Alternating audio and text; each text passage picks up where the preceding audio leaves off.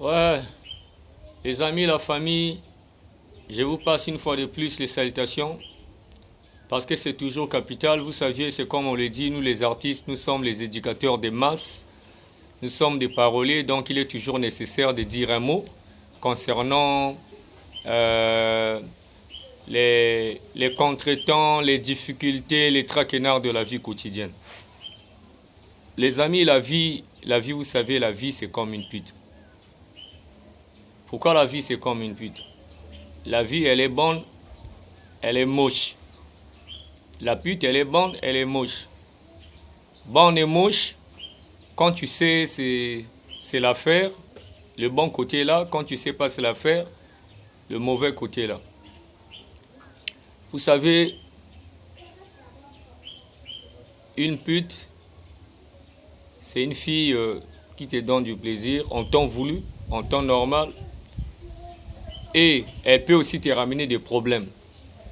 Dans les problèmes qu'elle peut te ramener, si tu es attentif, tu es préventif, parce qu'on dit, tant mieux prévenir que guérir, un prévoyant n'a jamais regretté.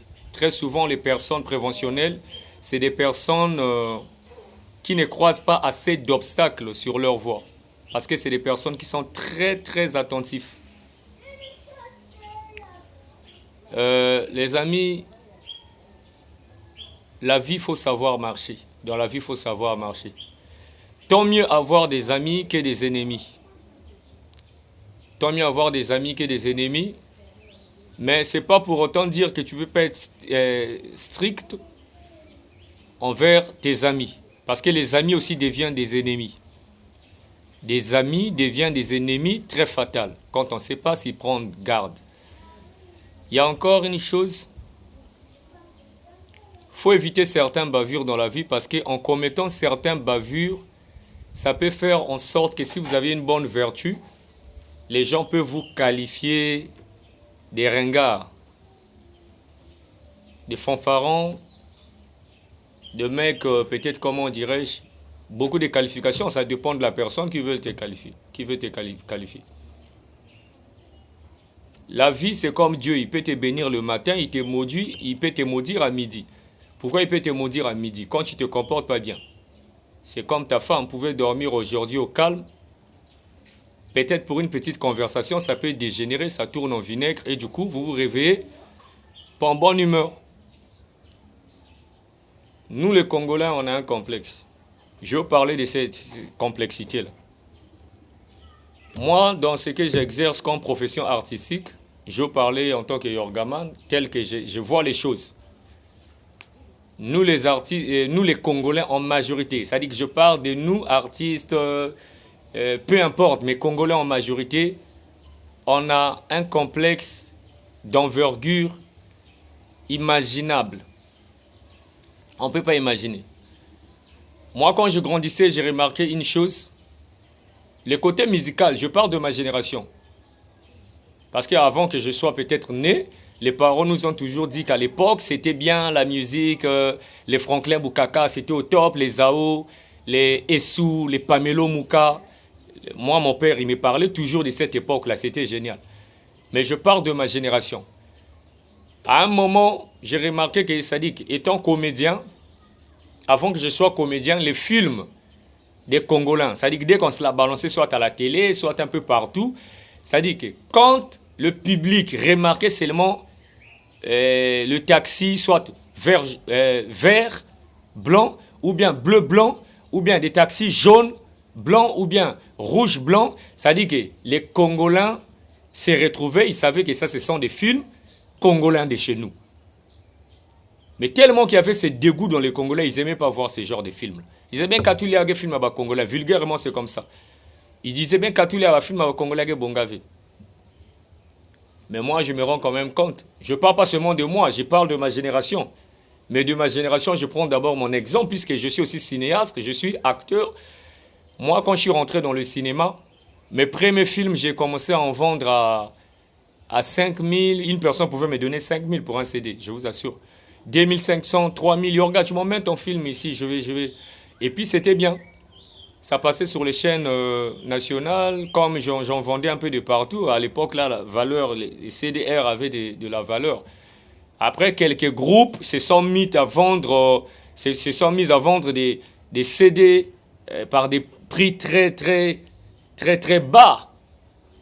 Genre 250, 300, des trucs comme ça. Moi, quand je revenais vendre mes produits, on me disait, oh, mais un tel que tu as CD dans 300, 250, les produits du disque étaient totalement morts. Le côté musical, je vous parle un peu de la manière dont les artistes comme nous autres fait partie des artistes qui ont valorisé les côtés cinématographiques. Bien que les gens vont appeler beaucoup vulgaires nos audiovisuels, mais je pense que en ce qui concerne la popularité, je suis quand même un artiste, un comédien de notoriété concernant le monde cinématographique.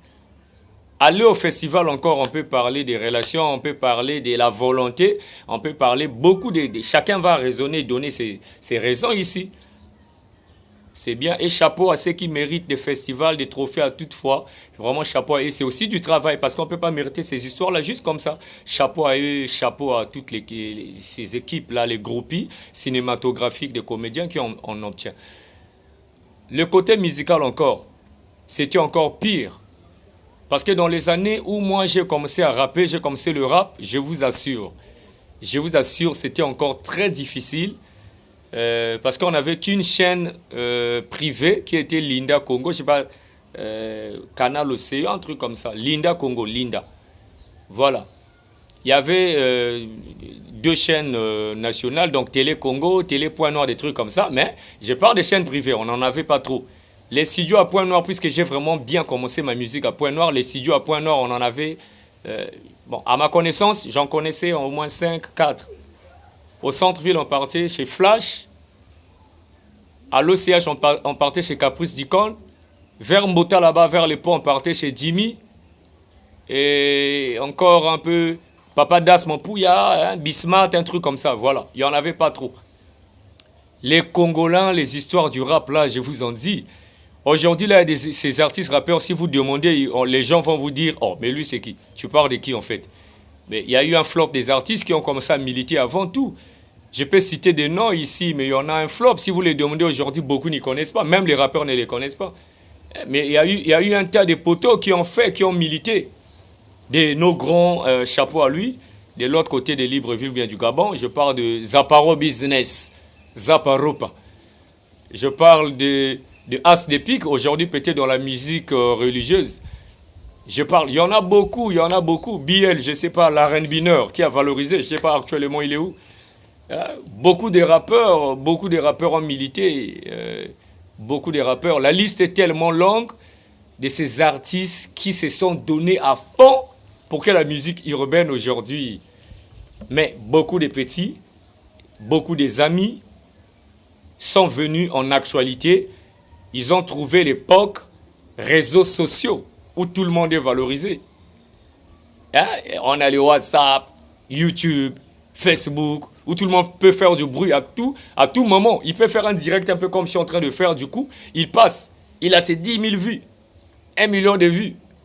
Et il vient rabâcher chez Bobard, il manque le respect à tout le monde. Ça, c'est une époque d'opportunité.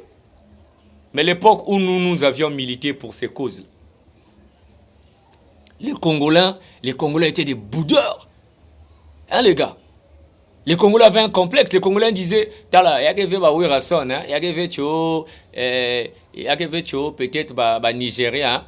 Les Congolais aimaient les Nigériens. Ils pouvaient, même les films, c'était seulement Nigériens.